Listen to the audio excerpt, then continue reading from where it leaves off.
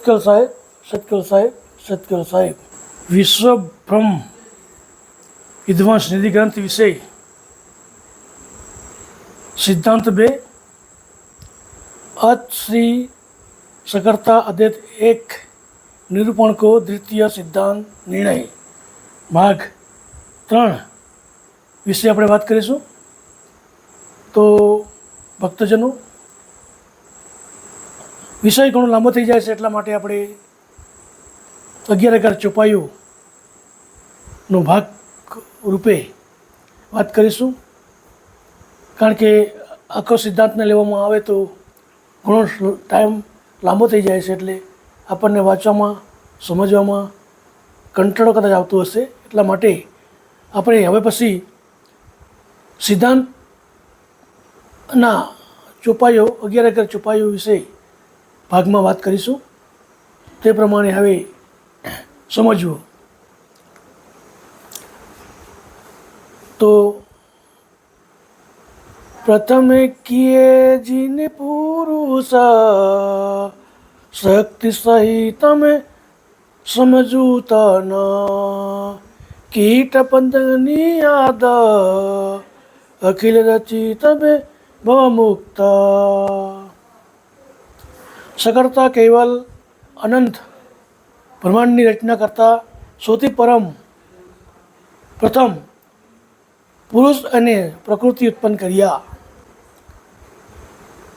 સકર્તા સત્કેવલે સૌપ્રથમ પૃથ્વી કે બ્રહ્માંડની ઉત્પત્તિ કરી, અનંત બ્રહ્માંડ ઉત્પન્ન કર્યું, ત્યારે પ્રથમ પ્રકૃતિ અને પુરુષ અને પ્રકૃતિ ઉત્પન્ન કર્યા, અને પછી સંસાર ભરના બધા જીવો ઉત્પન્ન કર્યા. તેના પછી સંસાર ભરના બીજા જીવોને ઉત્પન્ન કરે છે. પ્રથમ પુરુષ અને પ્રકૃતિ ઉત્પન્ન કરે છે.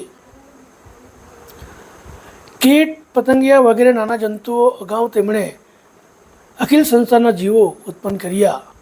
કીટથી માંડીને પતંગથી માંડીને એવા નાના મોટા જીવો પણ એણે જીવજંતુ ઉત્પન્ન કર્યા. આમ હોવાથી પ્રથમ ઉત્પન્ન કરેલા પુરુષ અને પ્રકૃતિ વધારે શક્તિવાળા અને સૌથી વધુ ગતિવાળા છે. એટલા માટે એમ કહે છે કે પ્રથમ પુરુષ અને પ્રકૃતિ એ સૌથી પહેલાં ઉત્પન્ન કર્યા હોવાથી વધારે શક્તિશાળી છે. આપે વિનાર તિરંચ સંચકો કિએ ન સુરસાર જળ ચૈતન સમલેલા દેવા તવે કરે તો ક્યું કર. હે સકર્તા ધણી, આપ વિના દેવમાં દેવતાઓથી પણ એકે સંચો ગોઠવી શક્યો નથી. કર્તા માલિક સિવાય કોઈ પણ જગતમાં સંચો ગોઠવી શક્યો નથી. એટલે કે યંકિચિત પણ સર્જન થઈ શક્યું નથી. કર્તા માલિક સિવાય કોઈથી પણ જરાક પણ કોઈ સર્જન કરી શક્યા નથી. જળ ચૈતનનો મેળો મેળવી બધા સુમેળથી રહે છે, તેવી રીતે આપે જે બધું ઉત્પન્ન કર્યું તેવું યુક્તિપૂર્વક કાર્ય દેવો કેવી રીતે કરી શકે? મતલબ કે એનાથી પણ એ બની શક્યું નથી. કર્તા માલિકે જે સર્જન કર્યું છે એમાં સંચિત માત્ર કોઈ દેવી દેવતાએ કંઈ નવું કરી શક્યા નથી. જો મંડૂર ભવેનાર રતિચ રચના અપરંપર કિએ ન મંડે મંડા એક પ્રજાપત પીનું કર.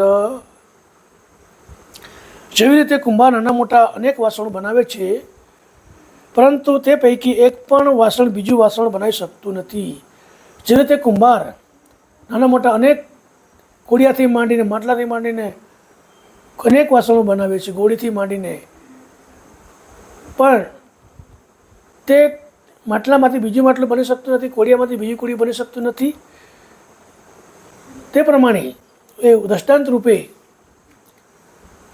કુંભાર જે કંઈક આ સકળ સંસાર સર્જન કરતાં અનેક જે ઉત્પન્ન કર્યા છે, સંસારની રચના કરી છે, કોઈથી પાર પામી શકાય તેમ નથી. કર્તાના બનાવ્યા સિવાય સંસારનો કોઈ જીવ બીજા જીવને બનાવી શક્યો નથી. તો અનેક આચાર્યો કે અમુક પુરુષો કે ભગવાને આ કર્યું તે કર્યું, દેવી દેવતા આ કર્યું તે કર્યું, પરંતુ પરમ ગુરુ એમ જણાવે છે કે કર્તા માલિકે જ બનાવેલી જગતમાં માત્ર ને માત્ર કર્તા માલિકે જે ઉત્પન્ન કર્યું તેમાં કોઈ દેવી દેવતા કે કોઈ અવતારી પુરુષ કંઈ નવું કરી શક્યા નથી. એ કર્તા માલિકનું સર્જન છે, તેનાથી બીજું કોઈ કંઈ કરી શક્યું નથી. તેમાં રહીને દેવી દેવતાઓ કદાચ એની પાસે એક કરુણા હોવાને કારણે એ નાનું મોટું થઈ શકે, સ્વરૂપ બદલી શકે, કોઈને એમ કે ચમત્કાર બતાવી શકે, ઘણા બધા કાર્યો કરી શકે, પરંતુ સર્જન કરતા માલિકે જે કર્યું છે તેમાં નવું કંઈ કરી શકતા નથી, એવું પરમગુરુ દાવા સાથે કહે છે. છોટા મોટા સર્વપરણિયા આદ્ય મદ કણ ત્યો કરતા બીનું તંત વર્ણે સે બાણે ના કોઈ પણ. જેમ નાના મોટા વાસણોથી માંડી અનાજ ભરવાને ખૂબ મોટા કોઠાર સુધીનું બનાવનાર કુંભાર છે, તે જ પ્રમાણે અનંત બ્રહ્માંડના વસાવનાર જીવોનો સકર્તા કહેવાલા કરતા જ છે.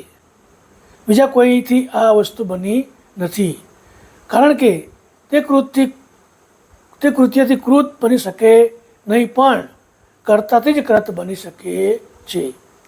તો કોઈ પણ અહીંયા બીજું કોઈ નવું કરી શકતું નથી. કર્તા માલિકે જે બનાવ્યું છે એમાં કોઈ નવું કંઈ થાય નહીં કે થયું નથી. કિયે જ્યું લાખ 84 પુરુષની યાદ પ્રકૃતિ તન ત્યો મીન મીને સ્વતંત્ર રચિત નિજ આપ કરતારન. આદિ પુરુષ અને પ્રકૃતિથી માંડી 84 લાખ સંસારી જીવો સુધીના શરીરો જેમ આપે જે ઉત્પન્ન કર્યા તે જ છે, તેવી રીતે જુદા જુદા જીવોના બધા સર્જનહારો બનાવનાર પણ આપ સર્જન સકર્તા કહેવાલા જ છો. સબતન કિએ પસાર એકે ભવ ભયે ભવાટિક તે કહું વિશ્વ વિચિત્ર ચિત્ર વિવિધિ વિધ નાટક. આ બધા શરીરમાં એ જ તત્વો પસારો કરી આપે ભવસાગરના સર્વ જીવો ઉત્પન્ન કર્યા છે. એ બધા જીવો પૈકી પ્રત્યેક જુદા જુદા અભિનય એટલે હાવભાવથી ભરપૂર આ સંસારરૂપી નાટકનો ખેલ શોભાનયમાન હોય. કર્તાનું આ વિશ્વ જગત અદ્ભુત બનેલું છે, તે તમે જુઓ. અહીં તમે કલ્પ વિમુખ જૂઠ જૂની કિયો અનાઈ રહેશો ધીર્થ દેવાયા તાયકી સુનો પસારના. આ સમસ્ત સંસારના કરતા અલ્પ વિભૂતિવાળા આચાર્યો જેનો કર્તાના સ્થાને કર્તને એટલે કે કર્તાએ કરેલા ગુણના અવતારોને ઈશ્વર ઠરાવી તે જ જગત કરતા છે એમ સંસારના જીવોને જણાવી દીધું.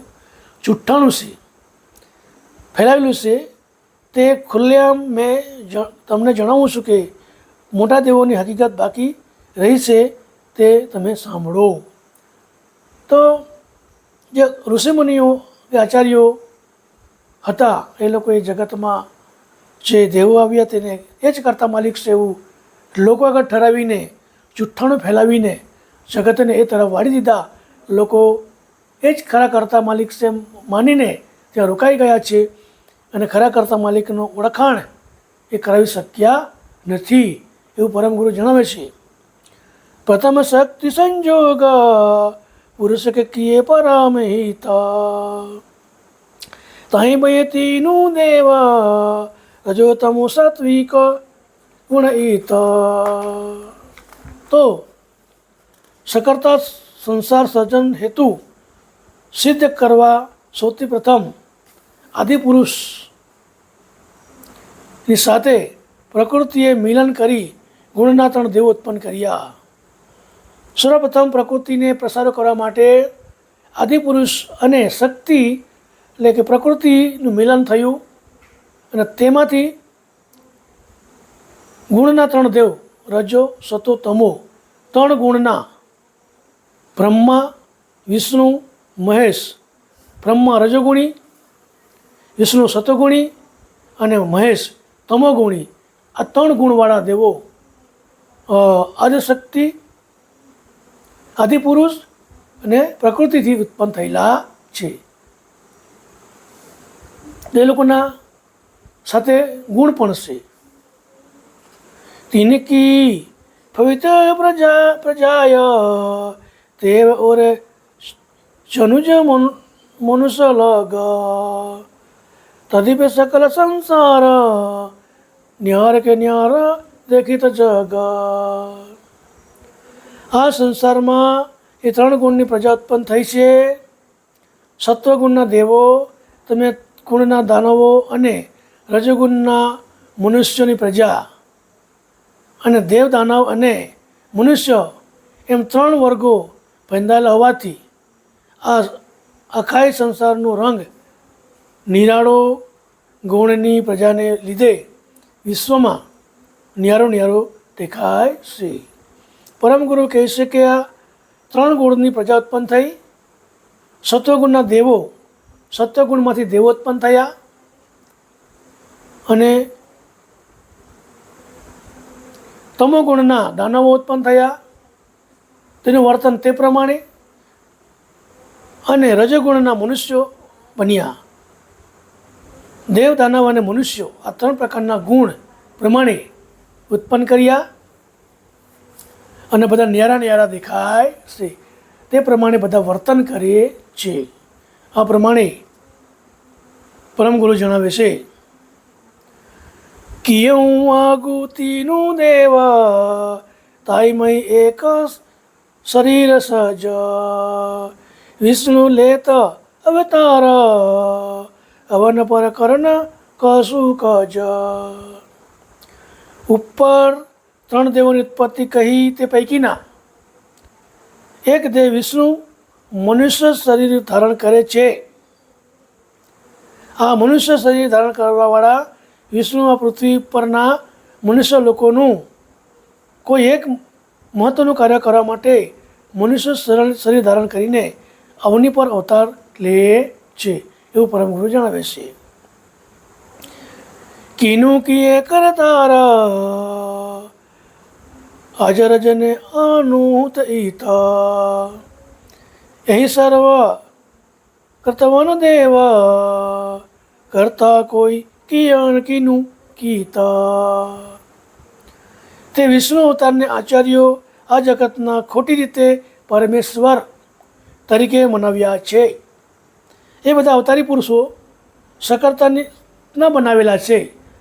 સકર્તા એ લોકોને બનાવેલા છે. એ કોઈ જગતના પરમેશ્વર નથી અને બનાવેલા દેવ છે.